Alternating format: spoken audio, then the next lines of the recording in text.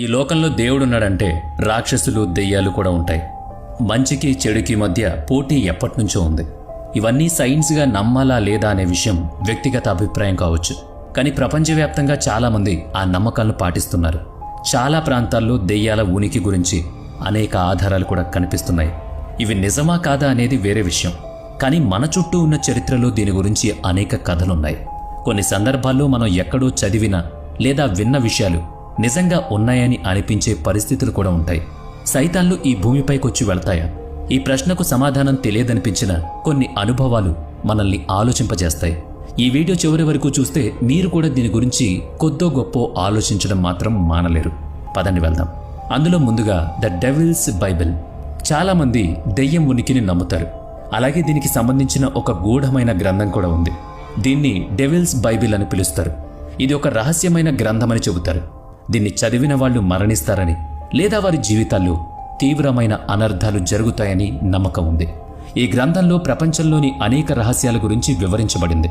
ఇది సాధారణ పుస్తకం కాదని, దాదాపు 75 కిలోల బరువుతో 3 అడుగుల పొడవుతో ఒక భారీ గ్రంథమని చెబుతారు. ఆశ్చర్యకరమైన విషయం ఏంటంటే ఈ గ్రంథాన్ని కేవలం ఒకే ఒక్క రాత్రిలో రాశారట. 13వ శతాబ్దంలో బొహేమియా ప్రాంతంలో ఒక సాధువు ఈ గ్రంథాన్ని రచించాడని అంటారు. అప్పట్లో కొన్ని కఠినమైన నియమాలుండేవి. ఒకసారి ఒక సాధువు ఆ నియమాలను ఉల్లంఘించాడు. రాజు అతనికి శిక్షగా గోడలో అతన్ని సమాధి చేయమని చెప్పాడు. భయపడ్డ సాధువు తన ప్రాణాలను కాపాడమని రాజును కోరాడు. నన్ను వదిలేస్తే ఒక అద్భుతమైన గ్రంథాన్ని రాస్తాను. అది ఇంతవరకు ఎవరూ చూడని పుస్తకం. దీంట్లో భవిష్యత్తును చూడగలుగుతారు. ఎన్నో రహస్యాలు దాచిపెట్టబడ్డాయని సాధువు రాజుతో చెప్పాడు. అయితే రాజు అతనికి అందుకు కేవలం ఒక రాత్రి మాత్రమే సమయం ఇచ్చాడు. దీంతో సాధువు వెంటనే రాత మొదలుపెట్టాడు. కానీ కొద్దిసేపటికే అతను అలసిపోయాడు. ఒక్క రాత్రిలో ఈ గ్రంథాన్ని పూర్తి చేయడం అసాధ్యమని అతనికి అర్థమైంది. అప్పుడతను ఓ వింత నిర్ణయం తీసుకున్నాడు.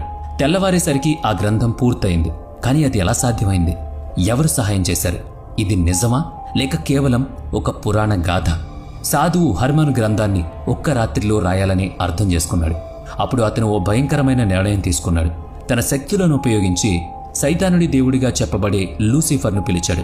లూసిఫర్ అతనితో ఒప్పందం చేసుకున్నాడు. నేను ఈ గ్రంథాన్ని రాస్తాను, కానీ నీవు నీ ఆత్మ నాకు అర్పించాలి అని చెప్పాడు. హర్మన్ భయంతో ఆ ఒప్పందాన్ని అంగీకరించాడు. తెల్లవారేసరికి అతని ముందే ఒక పెద్ద గ్రంథం తయారై ఉంది. ఈ గ్రంథం ప్రపంచంలోని అన్ని రహస్యాలను కలిగి ఉందని, మంత్రాలు, తంత్రాలు, శక్తుల గురించి కూడా ఇందులో రాయబడుందని చెబుతారు. ఈ గ్రంథానికి కోడెక్స్ గిగాక్స్ అని పేరు పెట్టారు. ఇది చాలా ప్రత్యేకమైంది. ఎందుకంటే ఇది సాధారణ కాగితాలపై రాయలేదు, మానవ చర్మంపై రాశారట. రాజు హర్మన్కి ఇచ్చిన మాట నమ్మి అతన్ని విడుదల చేశాడు. కానీ ఈ గ్రంథం చాలా